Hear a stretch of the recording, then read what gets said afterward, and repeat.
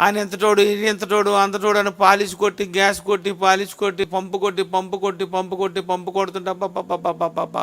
ఈ లోకంలో పొగడాలనిపించుకునే వాడికి ఉండదు అక్షయం. అక్షయ శరీరం నిత్య జీవం ఉండదు. ఎక్కడ మహిమ కావాలని అడుక్కుంటావు కదా.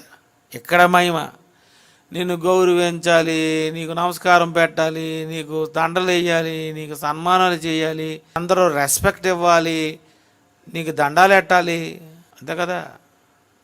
పొగడాలి. ఏ మహిమ కావాలి నీకు? ఎక్కడ ఉన్న మహిమ నీకు కావాలి? మహిమ, ఘనత, అక్షయతను వెదకు వారికి. అక్షయమైన దాని మీద నీ మనస్సును తిప్పేసుకోవాలి. ఏది అక్షయమైనది? రోమపత్రిక 2వ అధ్యాయము 7వ వచనం. సత్క్రియ ఓపికగా చేయుచు మహిమను, ఘనతను, అక్షయతను వెదకు వారికి నిత్య జీవము నిచ్చును. ఎటు వెళ్ళిపోవాలి నీ మనసు? ఎటువైపు తిప్పుకోవాలి నీ మనసు? మహాలోకంలో ఉంది, పరలోకంలో ఉంది. తండ్రి, లోకము పుట్టక ముందు నీ యొద్ద నాకు ఏ మహిమ ఉండెనో, అయితే అది కూడా మనం వెతకాలా?